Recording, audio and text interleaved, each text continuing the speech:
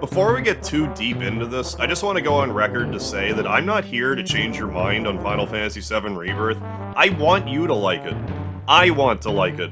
I just want to try and articulate what it was about Rebirth that I didn't enjoy, and hope you can at least see where I'm coming from. In case it wasn't obvious, there is going to be spoilers discussed in this video, and for the most part, it's going to be a point forum stream of consciousness type of thing. I also want you to know that, for the record, the first time that I played through Part 1 of Final Fantasy VII, 10 out of 10 enjoyment. Seriously, I was like a kid in a candy store. I couldn't have been more excited. I beat Remake no less than 3 times, and even went so far as to attempt a Toad Ring challenge on New Game Plus. However, by the time that Intergrade came out, I attempted another hard mode playthrough in conjunction with Intergrade, and I started to become really frustrated with certain design aspects of Remake. Like hard mode not allowing you to use items at all. Not to mention the additional Vise super boss fight. It wasn't the boss fight alone, it was the fact that your Goddamerung accessory wasn't permitted for the fight. Why give me a great item that I'm not allowed to use for a super boss of all things? Design the fight better, don't needlessly restrict my options. That's like if in OG Final Fantasy VII you weren't allowed to use Knights of the Round on Emerald or Ruby weapons. Is it possible to beat those weapons without Knights of the Round? Of course, but why restrict my options? Sorry, I'm getting sidetracked here, but my point is, by the time Rebirth came out, Remake drained my patience. The honeymoon phase was over. Piecemealing the game out did them no favors here. If Final Fantasy VII Remake was the whole game, I'm sure I'd be with you singing its praises. But it's taken so long that the sleight of hand Square did with Remake allowed me to see through this illusion. I've heard a lot of people compare the story to this game to Kingdom Hearts. And I hate to say this already, but this game is not like Kingdom Hearts. Kingdom Hearts, if you actually follow the entire story, makes sense. The problem in understanding Kingdom Hearts' story stems from the fact that every game was on different systems, and if you miss any game at all, you're going to be confused going forward. If you play them all, it's actually possible to follow the story. Back before Kingdom Hearts 3 came out, I played the 1.5, 2.5 Kingdom Hearts Remaster and X-Back cover or whatever, and actually understood what was going on, except I didn't watch all the story in the mobile game, so it sort of fell apart a tiny bit at the end. Anyway, the problem is, like I said, Final Fantasy VII Rebirth is not like Kingdom Hearts. It's actually worse than that. Final Fantasy VII Rebirth comes across as being convoluted like the stereotype of Kingdom Hearts. I don't play tons of open world games, mostly just the Horizon series, but even I know that these radio towers are an overused, stale mechanic. Final Fantasy VII has materia. Why couldn't they have had a materia instead of these bland towers? Have something called, like, reconnaissance materia that you can level up. And without it, you can only have a map exposure radius of, like what we have already.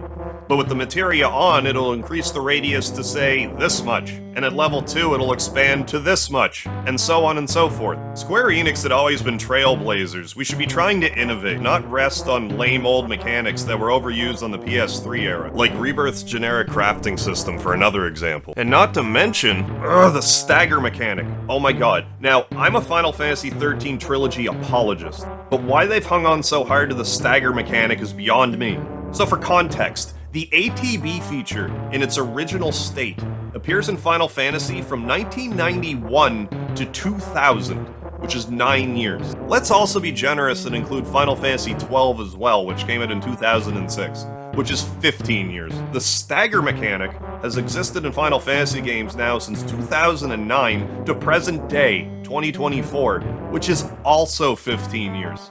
All the stagger mechanic does is drag down the pace of the battles, because you're forced to interact with it rather than it being a bonus. You give me all these options for combat, but if the options don't increase the stagger meter, you're effectively wasting your time. Modern Square also has this fixation on giving enemies and bosses way too much HP, so why give me this illusion of choice when all I'm truly allowed to do is stagger an enemy if I don't want a boss fight to take a literal hour? The stagger mechanic should be a reserved gimmick for select boss fights at least, rather than every fight.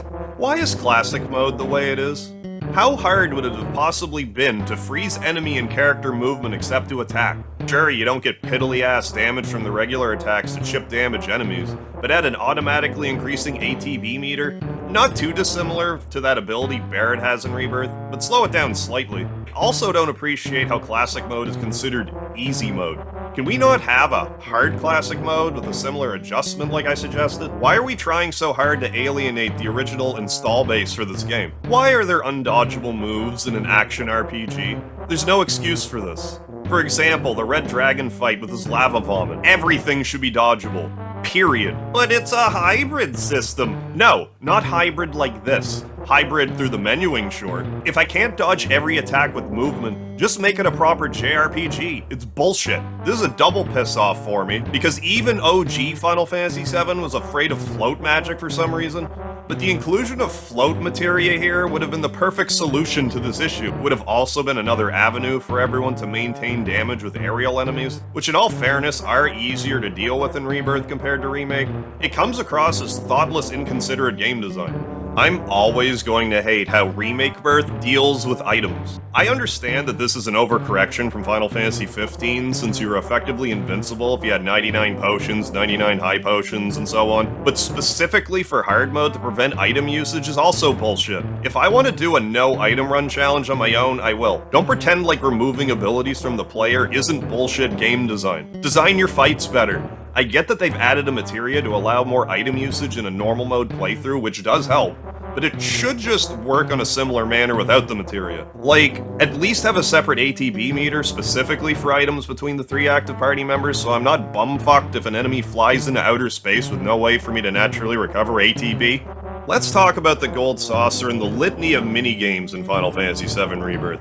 I actually don't have a problem with the sheer amount of minigames in Rebirth. OG Final Fantasy VII had G-Bike, Fort Condor, Junin sequences, Priscilla, before even hitting the Gold Saucer. What bothers me is when you arrive at the Gold Saucer, there's barely any minigames at all. There's like, what, the Chocobo races, the Battle Arena, Queen's Blood, which I won't really touch on in this review here, because I don't really have an issue with Queen's Blood existing, to be honest. Let's also not forget G-Bike and the Speed Square. Am I missing anything? They tried too hard to sprinkle minigames throughout Rebirth while leaving Gold Saucer feeling barren. If Gold Saucer had a sizable chunk of these minigames to begin with, it doesn't feel as forced, and then you can play them at your leisure when you need a break from the story. I don't even really have a problem with Costa del Sol having minigames since it's a resort town. I mean, even though original Final Fantasy VII does make you do the submarine minigame, which I hate, but to get the materia, it's not overly difficult, and you're not actually forced to win it anyway. And after it's available in the Gold Saucer, I just don't play it. Oh, Cid. I don't understand what they were thinking with Cid. First off, Cid's just too plain handsome. I don't know how else to say it. I'm not saying OG Cid was ugly or anything, but he's too baby-faced in Rebirth. Even with a JRPG age discrepancy aside, Cid looks like he's still 20 despite being 32. He's also too painfully optimistic and pleasant. I suppose they have an out if they consolidate Cid's entire arc into one, maybe 2 Rocket Town sequences in Part 3. Like we arrive in Rocket Town where he's going to space, but Shira takes too long to check the oxygen tanks and fails the launch in present day. Cid gets pissed off, and then when they successfully go to space later in the part, then have the tank blow up or whatever. Also, the lack of Cid smoking is simply annoying. Cid not smoking is another brown M&M's moment, like Palmer having butter in his tea being a brown M&M's moment. The fact that this detail change exists is evidence that hundreds of other inconsistencies exist. Characters can have bad habits if it helps elaborate on a character. You don't need to necessarily glorify it, but a Siggy alone probably would have pushed the game into an M rating, which is another issue. Rebirth feels half-cocked due to maintaining this teen rating. I understand the violence is more realistic in addition to our rating standards being more strict than in the 90s, but this didn't do the story any favors. Like how Era's death wasn't done justice because you don't really see her getting stabbed, you just see a fever dream camera switch to see what was obviously Aerith being stabbed. This is extra annoying to me since in Remake, Barret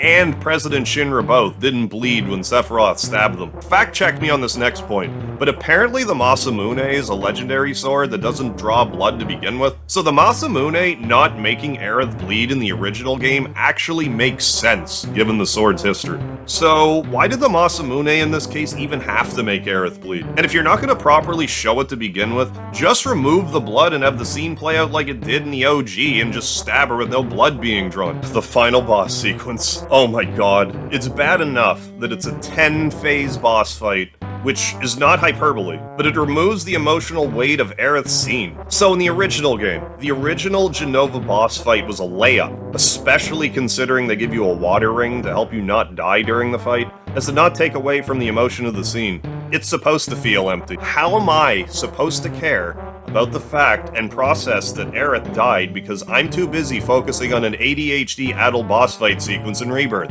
If they insist on us having a 10-phase boss fight, and apparently 2 to 3 phases were cut, couldn't there have been a Jenova form stopping the party on the way to get to Aerith? The majority of these phases could have still happened as an attempt to prevent Cloud and Co. from getting to Aerith in time, and then after Aerith gets stabbed, you can have maybe one more simple Jenova fight, and then have the Sephiroth fight alongside Aerith still, but have the player mop the floor with Sephiroth in this fight. The fact alone that Aerith teams up with you to fight Seph here should have been a powerful moment, and a lovely piece of fan service to give players one last moment with Aerith that they weren't expecting. But instead, I was so pissed off because I was doing boss fights for an hour after she died and felt nothing but contempt per square by this point, and just wanted this endless sequence to be done. Also, why can't I respec Aerith in this fight? You should be able to respec for every phase of these battles, so they let us do it at all. Also, beat it over my head that I can respec, instead of hiding the feature in the corner in a slim font, which, oh my god. Okay, this is more of a modern Square Enix problem more so than Rebirth, but you're telling me that whoever tested this game agrees with Square that the illegible skinny-ass font that they insist on using these days is acceptable. I have a 4K television, and have a hard time making sense of this font, and I have good, albeit not perfect vision. It doesn't pop at all. In older games, in addition to having a bold font style that's legible, the font also has a black outline to make it more legible. With how overstimulating this game is to begin with, it baffles me that they try to use this impossible to read font. I know I'm not the only person who feels this way, but more people need to discuss this. It's a super easy fix. You don't need to have blocky retro-style font, but give me something bold at least that's legible. I'm just gonna ask for this. For modern games in general, please heed my request, but I'm sure this is a technology bottleneck. However, can we please include a fast-forward function in brand new games? If we're allowed to speed up old games like OG Final Fantasy VII,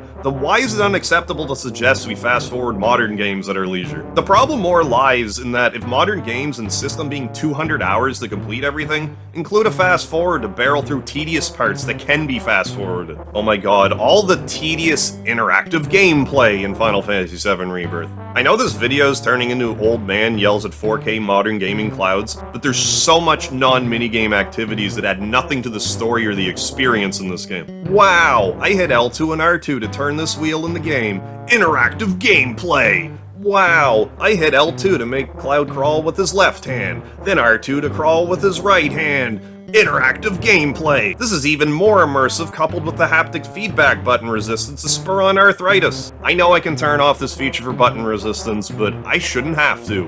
Interactive gameplay! I also have to say, because I've been reading comments of people who are actually critical of Final Fantasy VII Rebirth as well, it's insufferable hearing about people talk about skill issues or whatever in Rebirth, especially because I know a certain subsection of them is playing the goddamn game with a walkthrough on their lap, rather than figuring it out themselves. And then acting like an expert when they didn't figure out anything else on their own either. So for the people that agree with me, and have rabid Square Enix stockholder bots come at you in the comments, just remember they probably didn't figure out anything themselves, even if they say, I beat hard mode without dying, you just suck or whatever. It's the internet. Could they have? Sure. But expect people to lie. It isn't a court of law. Internet stuff like this is guilty until proven innocent. Prove it or it never happened. That's about all I got for now. Thanks for watching, and don't forget the lard.